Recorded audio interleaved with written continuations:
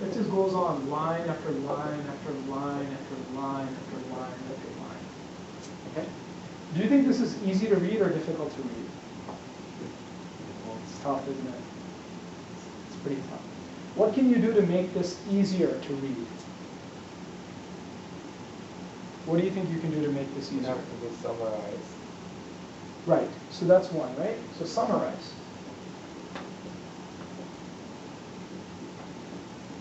But also, change the presentation.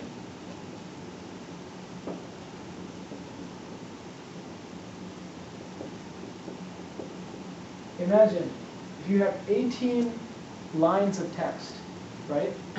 Don't you think it would be easier to read if you just did 3 lines in paragraph, 3 lines, paragraph, 3 lines, and so on? 6 paragraphs instead of one giant text, one giant block of text. It's kind of like this. You know when you put too much food in your mouth, it's tough to swallow it, isn't it? It takes a really long time to chew it, right? So in the same way, when someone has to read 18, 20, 30, 40 lines of text in an email, it takes them a while to actually figure out what you're trying to say. Even if you're writing it very clearly, right, and you're summarizing your ideas, summarize the ideas, right, or the content.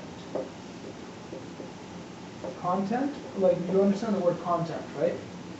So summarize the ideas or the content, right? Even if you're doing this, you have so many lines. Really, really difficult to read. But if you summarize the content and you change the presentation to where separate paragraphs, you read this one, okay, this is explaining the problem that I'm having. This is what I tried to do. But this is the problems that I ran into when I tried to do this. Okay, then this is my recommendation. Right? This is what I think we should do. There's a flow of ideas, right? What I'm going to call this is an organized flow of ideas or facts. Just like the resume. Your name, your contact details, work experience, education, skills, and interests, right? So we want to organize it because the more organized something it is, the shorter the amount of time that you need to understand it, the easier it is to understand it. These things are very important. I mean, my boss, he's in his early 60s, right? He writes some of the most terrible emails because it's 50, 60 lines put together. And it's just like, really? You want me to sit here and read all of this? Like this is going to take me, it should take me 30 seconds to get through everything that you're talking about. Instead, it's going to take me like 5 minutes just to like read this whole thing and try to figure out what you're saying. Now, obviously, it doesn't take that long, but still, it's harder, especially when you as a junior person, most of us are, we're very junior, right, in our organizations. When you're emailing like your boss's boss, or even your boss, right, for them, they have less time than you because they have a lot of responsibilities. So in a shorter amount of time, they have to understand the same concept that you understand. You see what I mean? So it's up to you to make things easy for them, right? Because you need guidance from them, right? You need answers from them. You don't have a choice. It's not like you can figure it out on your own, because you can't. If you did, then you wouldn't be emailing them in the first place. Makes sense, right? So this is one thing, right? There's a lot of other things that you can do. I love using bullets. I really like using bullets. Like for instance, so let's say something like, John, I've been working on the report. But here are some issues. Right? Then it's just like bullets. Issue number 1. Bullet to issue number 2. Bullet to issue number 3. Or, sorry? Bullet. A bullet, right? You can just, you know how like Microsoft Word, when you're writing an email, you can insert a bullet, right? Oh, you don't even have to do that, right? Here, you can use numbers. It's the same thing. 1. 2. Oh, bullet, just like just like a bullet, you know. But 3, you can even use numbers. It's the same thing, right? But look what you're doing. You're giving an introduction. I've been working on this report, but here are some issues or some problems I've been having. 1, 2, 3, right? So you're clearly talking about 3. You're clearly talking about the 3 problems you're having. And then you just end it off with, you know, if you could help, blah, blah, blah. That would be great. Or I would greatly appreciate if you could help me out, right? Thanks, Minsu. Right? So the thing is, and this also makes things easier for you, right? Because when John sees your 3 issues, he's going to send you back an email that will give you answer to issue number 1, answer to issue number 2, answer to issue number 3. So think about it. When you're getting the email back, it also makes things a lot easier for you, right? Because we only have 9 or 8, 9, 10 hours that we spend at work. And in that time, you have to finish all of your responsibilities, right? Or every week, every month, you have to finish your tasks, right? So you also want to make the process easier for yourself, not just for your superiors. I mean, this makes sense, doesn't it? Right? Because you know he's immediately seeing 1, 2, 3. And he's going to start thinking, okay, what's the answer to 1? What's the answer to 2? And what's the answer to 3? Like, does this make sense? Mm-hmm. Right? So at the end of the day, it's easy for your manager to understand your issues, these 3. And then for you, it's also easy when he sends you 3 different answers. You have your answers really quickly, other than him sending, unless he sends you like another wall of text, right? Simple things like this. I mean, it's amazing to me that people that I've worked with for so long, who've been working for 30, 40 years, they're so terrible at email communications, and emails are so important. I mean, it's crazy, like really. I mean, you would think that these people would be better at like, sending emails and things like that. And also there's another thing, right? If you're working in the same company, right, and you need an answer from your manager, you need an answer from someone in a different department. And if it's something that's really complicated, sometimes we always want to be able to make something organized or to make something short, summarize something, right?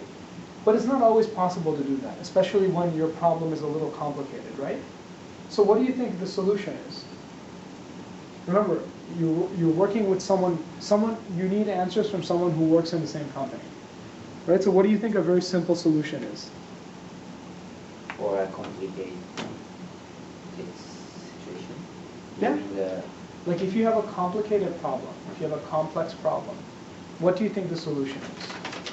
So,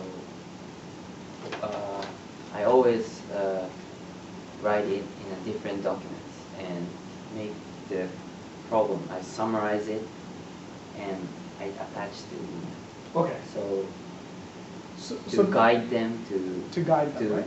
read deeply. Okay. So that's a good way. But think about it. If you work in the same company, and if you guys are in the same building, or meeting, just call them, or just call them. You have a phone, they have a phone, dial their number, just call them, we'll talk about it. A lot of times it's easier to talk about something than to write down everything, right? If your thoughts are organized in your head, you can just talk about it. Right? Just give them a call. Or even better, just get up and walk over to their office. Be like, hey, do you have 5 minutes? I just need to show you something. I have a problem. I have this issue. I was wondering if you can help me with it. Sometimes it's easier to, you have to also, that's also, it's about judgment. You have to think about the problem and be like, okay, is this going to be too complicated? I do this all the time where I have to work with other companies. Even though I work for my company, I have to work with other companies. I'll send them an email, but then I call them up as well because I need to explain certain things and make sure that they understand. Because then the documents that they send back to me, if they're incomplete, then I have to send them out again and ask them, please complete this, right? Please take care of this, right? So that's something that I think is really, really important. So basic email etiquette, right? And what are some, in English, now I want you to think about when you're writing emails in the workplace, right? What are some endings? You know how you say like, like yours sincerely, right? In business emails, what do you think are some good endings to an email? In English, what do you think, Mitsu?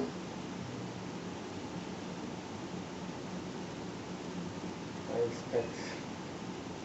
Sorry?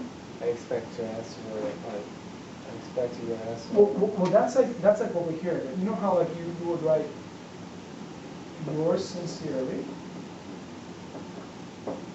right? Is it Mitsu? No, SU. SU, right? But there's some other. Yours sincerely is okay, but there's some other ones. There's some other ones that are actually better. Because yours sincerely is still something that you write to someone that you kind of know. Not sincerely yours? No, that's No? kind of like, usually you write yours sincerely. Like, just sincerely. Yeah, that's one. But there's some other ones. Think about it. Are you guys familiar with any of the other ones? Yeah, I learned from like some, but Mhm. so when I will answer to, I'll send to like a higher person, Mhm. I write sincerely. Yeah. And like for friends or lower person, Mhm. I mean not low, but But like someone who's on your yeah, level. I always write best regards. Or Yeah, so that's a great one. That's actually, is it better?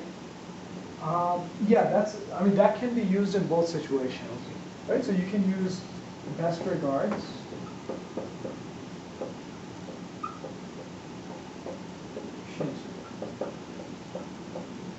Right?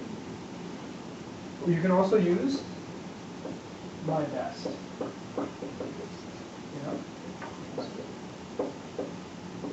My best is also another one, right? So best regards, my best. But there's another one that's also really obvious. Can you guess as to what that one is? You want to take a guess? What's the first letter? T.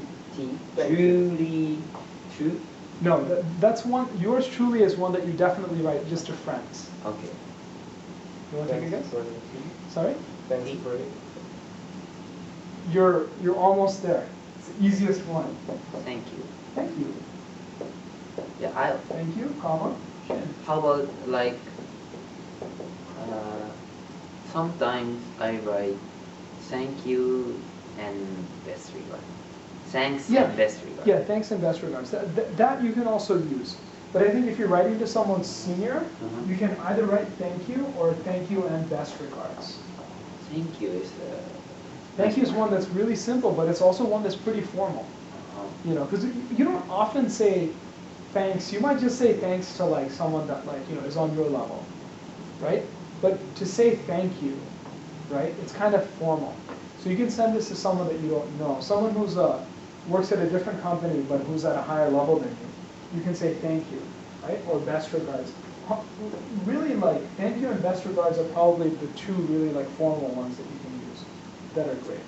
But I just wanted to point this one out especially because this is one that is really obvious, but it's a great one. I've used it so many times. Like even when I had to email like CEO of our company, I always say like thank you, and I put like my name, and that's really all you need, right? So it's kind of interesting when you think about it that way. So let's go over one more topic, which is taking notes. So a lot of times when you're at meetings, right, it's really, really important to take notes, right? Now usually when I'm at work, I like having actually bring my laptop because I can type really, really fast, right? And if you make a mistake, you can just backspace and correct it really quickly, right? So, but you can't always do that, right? Your laptop isn't always available. Sometimes you just have a piece of paper and a pen.